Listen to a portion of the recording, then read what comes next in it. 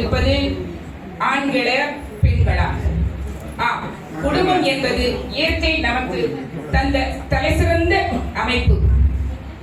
ஒரு குடும்பம் என்பது தன்னை பெற்றெடுத்தவரையும் தனது வாழ்க்கை துணையையும் தனக்கு பெற்றெடுத்த குழந்தைகளையும் கொண்ட அமைப்பு தான் குடும்பம்.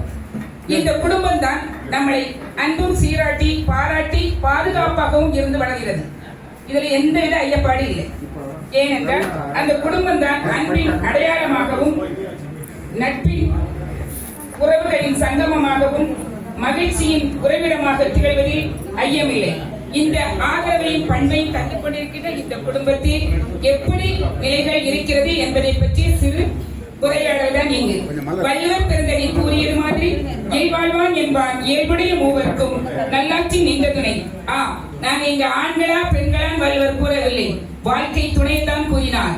அந்த வாழ்க்கை துணை ஆணாகவும் இருக்கலாம் பெண்ணாகவும் இருக்கலாம். அதுவாகத்தான் இன்று கருதோளாக கொண்டு ஆண்களே இந்த அமைப்பில் 3 பிளவுஸ் எல்லாம் இந்த மாதிரி தைச்சாருங்க. அப்ப முதல் மரியாதை வந்த மரியாதை வர முடியும்? தெரியாம கேட்கிறேன். எங்க குரூப்லயே இருந்து பேச மாதிரி பேசுறீங்க. நாங்க முதல் மரியாதை வந்த மாதிரி வந்தாலும் அழகாக இருக்குங்கிறது நன்றி. அடுத்ததாக பெண்களே என்ற அமைப்பில் இருந்து அணித்தலைவி புதுடெல்லி சாந்தி சங்கர் அவர்கள் தங்களுடைய உரையை நிகழ்த்துமாறு அன்போடு அழைக்கிறோம். வாங்க வடிவிக்கரசி அவர்களை வாங்க.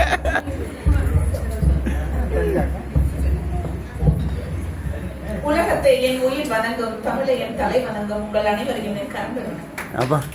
வேதாரண்யத்திற்கு விளக்கழகு, காஞ்சிபுரத்திற்கு பட்டு அழகு, மதுரைக்கு மல்லி அழகு, திருச்சிக்கு மலக்கோட்டை அழகு, திருவாரூருக்கு தேர் அழகு, கோவைக்கு கொங்கு அழகு, திருவண்ணாமலைக்கு தீபம் அழகு, நட்பிற்கு எங்கள் கரணையாவின் பேரவை அழகு, பட்டிமன்றத்திற்கோ எங்கள் தலைமை ஜெனிலா அழகோ அழகு.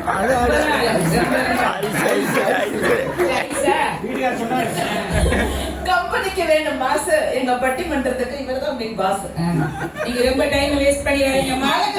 அருமையான தீர்ப்பை வழங்க வந்திருக்கும் நடுவர் அவர்களே, என்னோடு வாதிட வந்திருக்கும் எதிரணியினரே மற்றும் இந்த நட்பு சங்கமத்திற்கு உலகின் பல பகுதிகளிலிருந்தும் வந்துள்ள எளிமைய சொந்தங்களை உங்கள் அனைவருக்கும் மீண்டும் எனது அருமையான வணக்கங்கள், மாலை வணக்கங்கள். பெண்களே அப்படின்னு தான் திறமையான குடும்ப வாழ்க்கைக்கு முக்கியமா அதிகமான பங்களிப்பு அளிப்பவர்கள் பெண்கள் மட்டுமே. அதாவது நீங்க ஒரு வீட்டுக்குள்ள போனீங்கனாலே தெரிஞ்சிடும் இந்த வீட்டை நிர்வகிப்பது பெண்ணா ஆனா அப்படின்னு.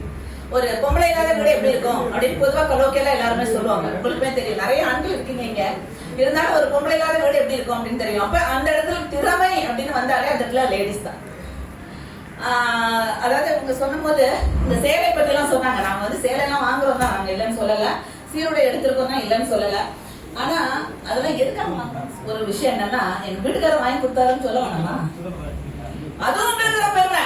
நாங்க சாதாரண காட்டன் புடவை ரூபாய்க்கு வாங்கி கட்டிடுவோம். நீங்க எல்லாம் இப்படி சீருடையில வரும்போது நான் மட்டும் ஒரு 100 ரூபாய் காட்டன் புடவை வந்தா நல்லா இருக்குமா? நீங்களாம் என்ன சொல்லுவீங்க? வீட்டுக்காரர் என்னத்தை கொடுத்தாரு தான் சொல்லுவீங்க. சோ எப்படி பார்த்தாலும் அது உங்களுக்கும் பெருமை தான். உங்களுக்காக தான் நாங்க வாங்குறோம். அதை புரிஞ்சுவாங்க, அதை புரிஞ்சுக்காம வாங்குறாங்க. பியூட்டி பார்லர் போறாங்க. ஆமா, ஒரு முறை என்னாச்சு, ஏங்க வீட்டோட வெளியில போறீங்க, காலையில வெளில போறீங்க, ஒரு 500 ரூபாய் பணம் கொடுங்க, 1000 ரூபாய் பணம் கொடுங்கன்னு கேட்டா அவர் கையில இருந்த காசா வெளியே கொடுத்துட்டு இதை வச்சு மேக்கப் பண்ணிக்கலான்ட்டு போயிட்டாரு வீட்டுக்காரர். சரிங்க, மேக்கப் பண்ணுன்னு சொன்னாருன்னு சொல்லிட்டு நான் மேக்கப் பண்றதுக்காக பியூட்டி பார்லர் போயிட்டு செலவு பண்ணிட்டு வந்துட்டேன். சாயங்காலம் வந்தாரு, என்ன மேக்கப்லாம் ஒரு மாதிரியா இருந்து வித்தியாசமா இருக்குது முகமெல்லாம் அப்படின்னாரு. ஆமா, நீங்க தானே சொன்னீங்க மேக்கப் பண்ணிக்க சொன்னீங்க, இந்த காசை கொடுத்து மேக்கப் பண்ணிக்கிட்டேன் அப்படின்னு மறைக்கிறாங்க. இது என்ன சொன்னது அப்படியே கிளிப்புள்ள மாதிரி நான் செஞ்சேன். இதுக்கு போய் இப்படி சொல்லலாமா? இது மாதிரி நீங்க ஒரு சொல்றது நீங்க தான் மேக்கப் பண்ணுங்க, அப்புறம் அதுக்கும் நீங்க தான் சொல்றீங்க, படம் வாங்குறோம் நீங்க தான் சொல்றீங்க, நகரத்தெல்லாம் எதுக்கு வாங்குறோம்? உங்க அருமை பெருமைக்கு தான் வாங்குறோம். ஒரு சாதாரணமா ஒரு எங்க அம்மா எங்க கல்யாணத்தப்ப ரெட்டோட செயின் போட்டாங்கன்னா அதிக போட்டு நம்ம போக முடியுமா ஒரு கல்யாணத்துக்கு? எங்க அக்கா எல்லாம் கேட்க மாட்டாங்க. எங்க அக்கா என்ன உங்க கூட உங்க தங்கச்சி உங்க அம்மா அவங்க எல்லாம் எங்களை பத்தி என்ன நினைப்பாங்க? ஐயோ அந்த பையன் எதுவுமே வாங்கி தரல பாரு நம்ம உள்ள அப்படின்னு உங்களை சொல்லுவாங்கிறதுக்காக அதெல்லாம் அதெல்லாம் நீங்க தப்பா நினைக்கூடாது. பெண்கள் என்னைக்குமே எங்க மைண்ட் ஃபுல்லும் நீங்க தான் இருக்கிறீங்க. அதனால உங்களுடைய மானம் போகக்கூடாது, உங்களுடைய மரியாதை போகக்கூடாதுதான் புடவை எல்லாம் கேட்கிறோம். நிறைய வாங்கி கொடுங்க. அப்ப எங்க அன்னைக்கு தான் பேசுறீங்க, எங்க அன்னைக்கு தான் பேசுறீங்க நீங்க. பெண்கள் தான், அதனாலதான் நாங்க அப்படிலாம் யோசிக்கிறோம்னு சொல்ல வரேன். அது நீங்க வேற விதமா எடுத்துக்கூடாது.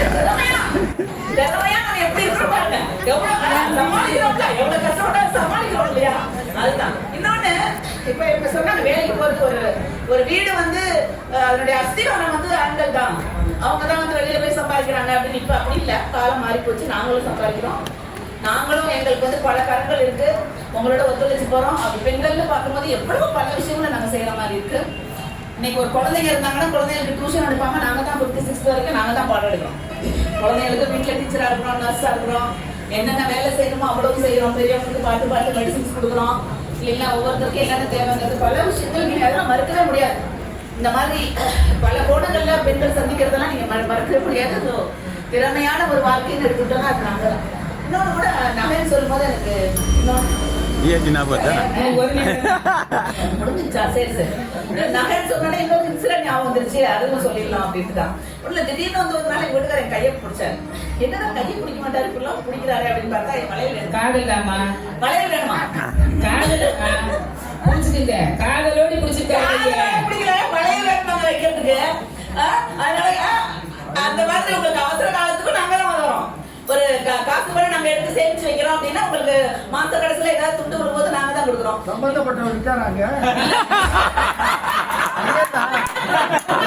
அவர் விட்டுட்டு வட்டோம்ல, இவ்வளவு ஃப்ரீயா பேச முடியாதுல்ல. அதனால இது மாதிரி பலதரப்பட்ட விசில் அடிச்சதுனால, பெல் அடிச்சதுனால இது மாதிரி பலதரப்பட்ட பன்முகம் கொண்ட என்னுடைய மகளிர் மட்டும்தான் ஒரு குடும்பத்தை மிக திறமையாக நிர்வகிக்கிறாங்க அப்படிங்கறத ஆணித்தரமாக சொல்லி நீங்களும் ஒரு பெண் தான் அப்படிங்கறத ஞாபகம் வச்சுக்கிட்டு எங்க சைட்ல திருப்பு கொடுக்கணும்னு சொல்லி வேண்டி விரும்பி வணங்கி கேட்டுக்கொள்கிறேன். நன்றி. வணக்கம். மாறு மாறு மாறு பேசுகிறீர்கள்.